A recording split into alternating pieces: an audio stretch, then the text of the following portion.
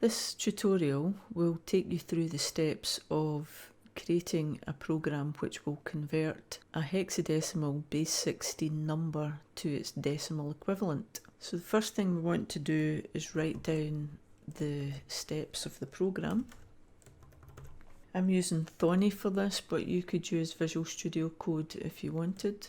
So this is going to convert a hexadecimal number base 16 to decimal base 10. Right, the design steps. We need to, number one, we need to input a number as a string.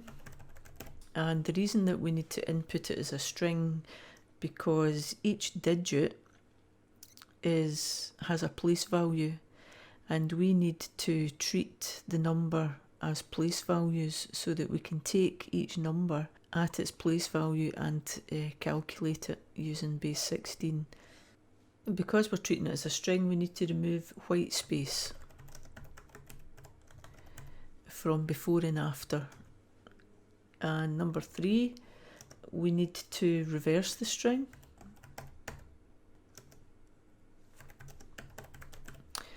Step 4, we need to treat the reverse string as an array of characters. So we need to treat the reversed string as an array of characters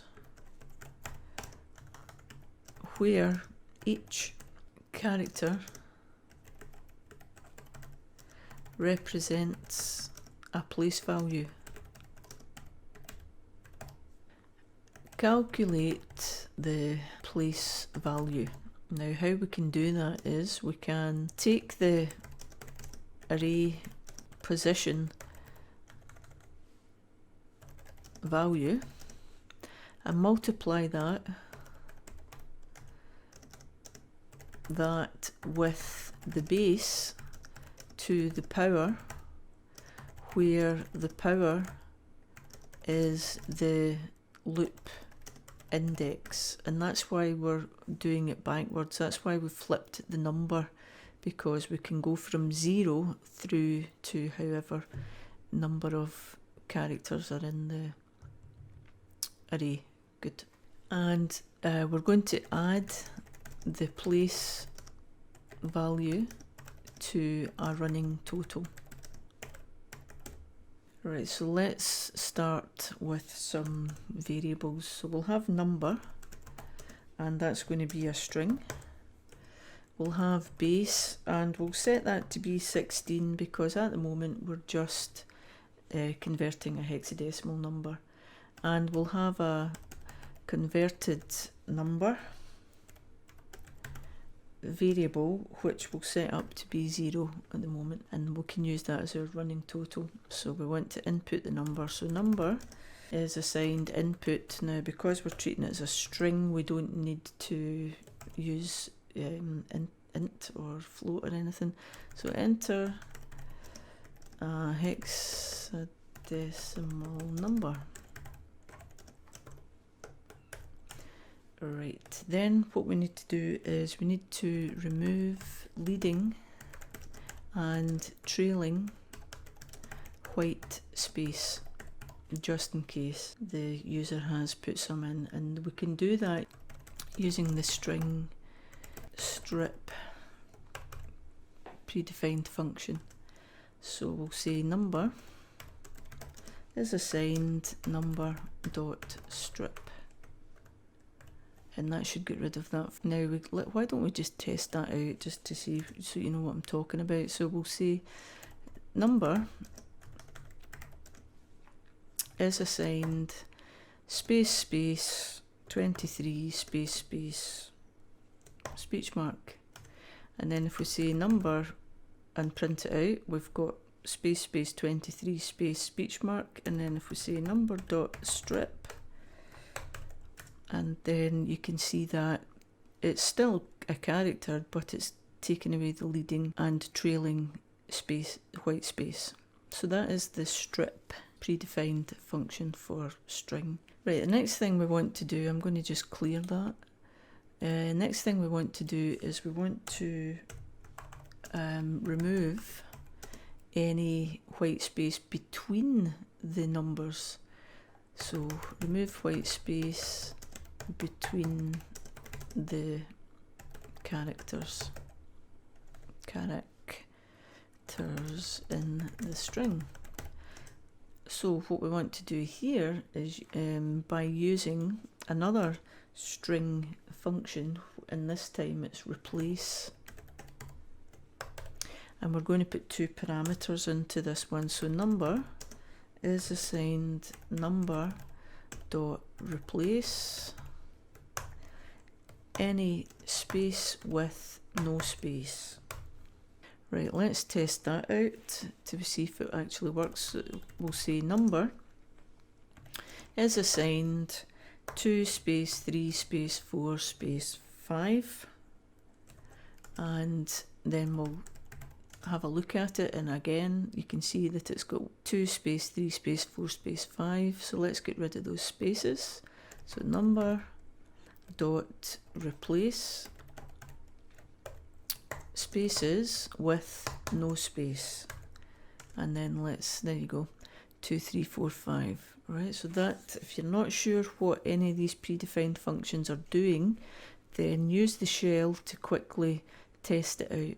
Right, so far in our program we've inputted a number as a string, and we've used the predefined string functions to get rid of anything that could cause an invalid input. We could go even further and test each character to make sure it's between 0 and 9 and A and F, but we'll not do that just now. That can be an addition which you can add to your program. Right, the next thing we want to do is we want to reverse the string.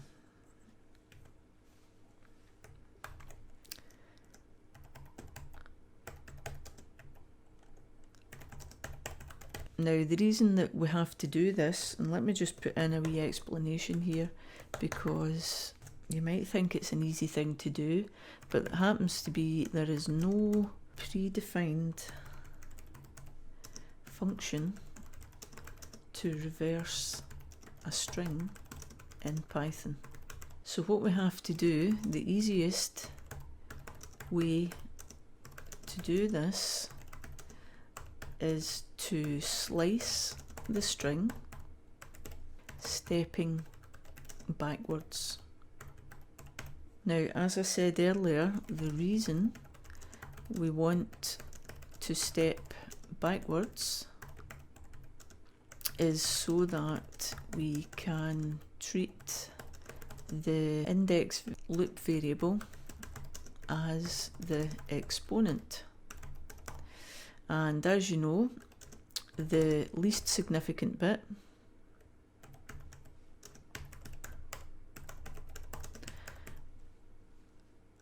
or the least significant place will have a 0 exponent, and it is the rightmost number, which is the last character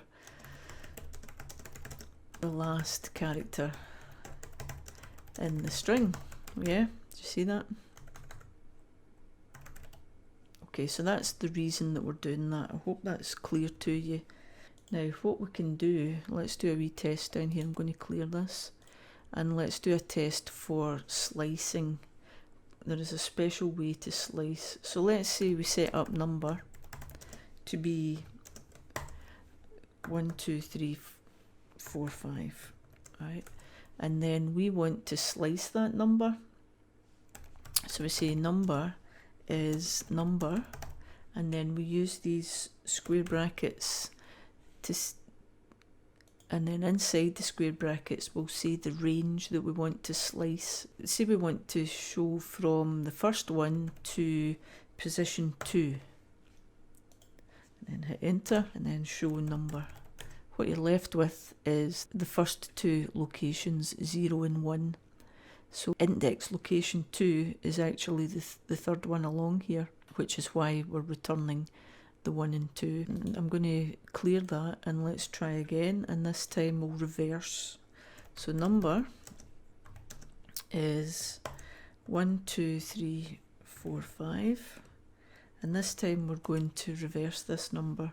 So number is assigned number, and this time it's from and then number 5, 4, 3, 2, 1. So that means as we iterate through this string, this is the least significant. If we were treating this as a number, then this 5 would be the first place value. So it will have an exponent of 0, which is why we've turned it so that this starts here. So we'll go exponent 0, exponent 1, exponent 2, exponent 3, and exponent 4, and that should help us immensely and make your program efficient. Right, so let's get rid of that and move on with the program. So ours is called number, so we'll say number is assigned number reverse the string. Right, now what we want to do is we want to convert the number using a running total algorithm. So let's put this down.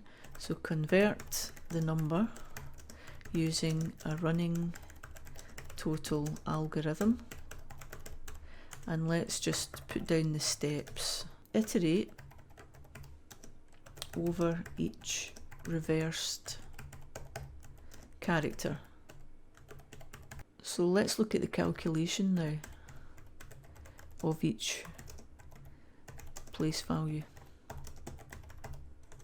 So at each place value, you need to multiply the value at the base, cast as an integer, by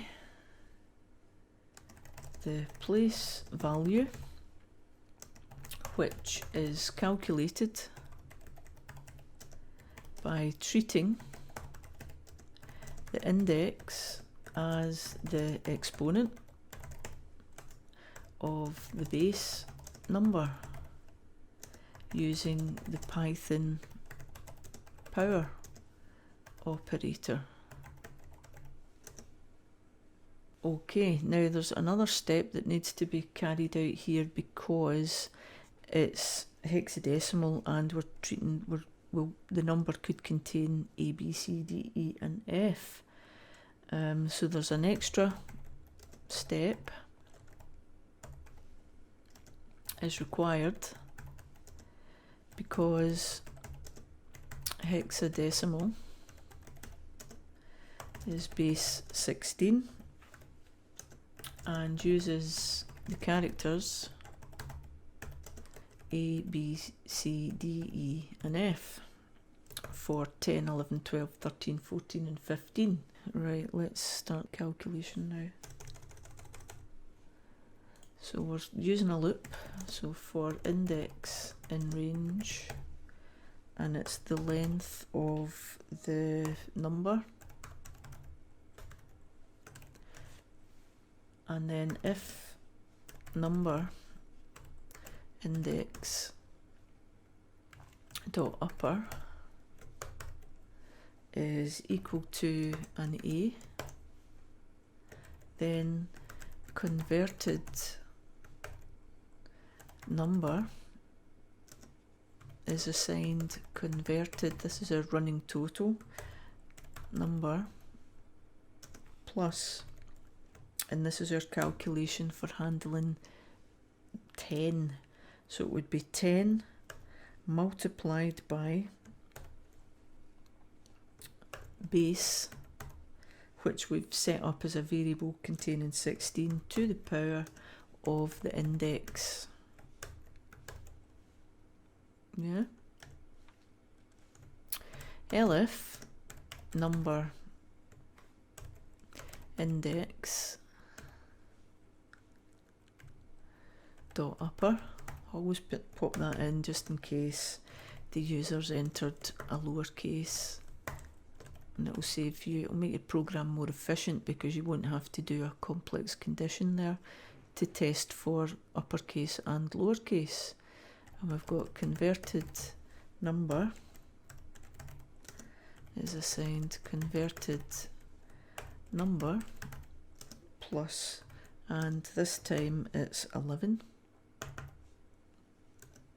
multiplied by and base to the power index. I hope this is making sense to you. Now I'm going to just copy and paste this because, oh, there I've made a mistake there. Life is too short to type that out, so copy. That's annoying. This time it's a capital C, which is 12.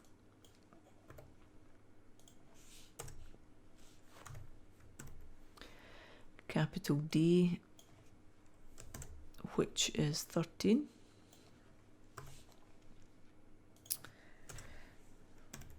Oh, why does that happen? This time capital E, which is 14.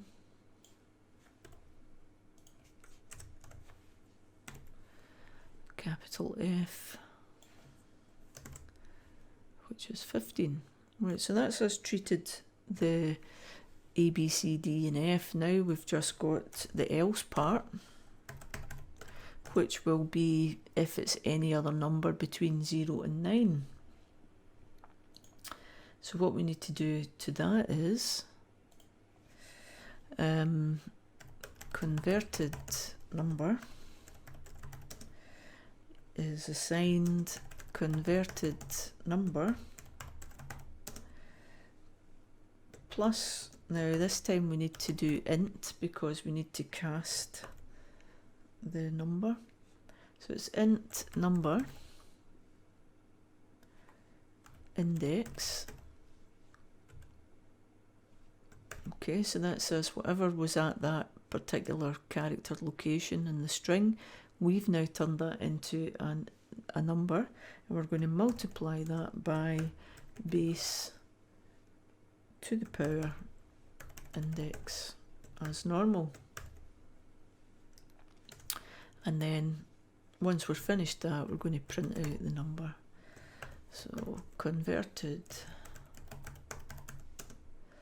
number is, and I'm going to concatenate that, turn it back into a string, converted number.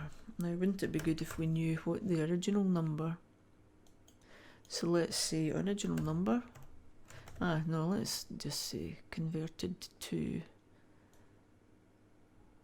so we'll say hexadecimal, converted to decimal is, and then let's put the number at the start here, and that will be string, won't it? Number, oops, there we go. And that's a wee extra thing that we definitely don't need. And let's concatenate that. Let's control save. Right, let's run it. Enter a hexadecimal number. So let's start with something. Let's start with A. Now we know that A is 10. A hexadecimal converted to decimal is 10. That's not too good, is it? The A, that needs to be, I would probably like to see the hexadecimal number, boom, converted to decimal is. So let's go back and fix that. So the hexadecimal number, space, boom, concatenate number,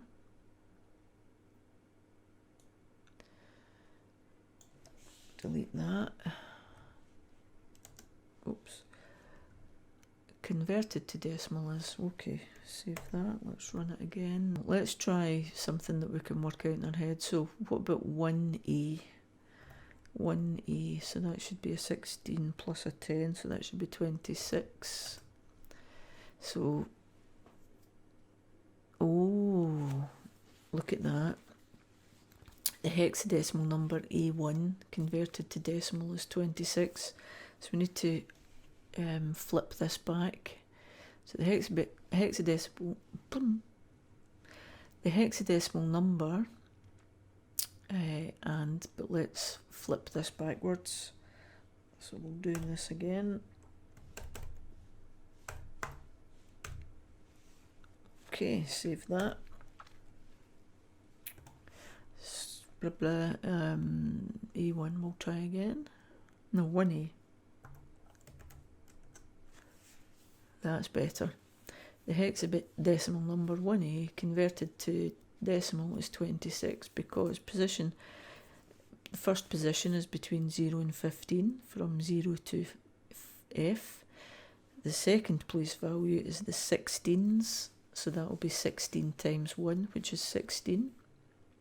So let's try another, let's test it again. And this time we'll test, instead of 1A, we'll put 2A. So that should be 2 times 16, which is 32, plus 10, which is 42. And then we go 42. Right, let's try AA, which is 160 because it's 16 times 10, plus 10. So let's check that, see if that's working. So we're saying AA this time would be 170, that's correct. Let's try 1F. What would that be if we put in the number as 1F? So that's the 1 represents 1 times 16 and the F represents 15, so that would be 31. Correct.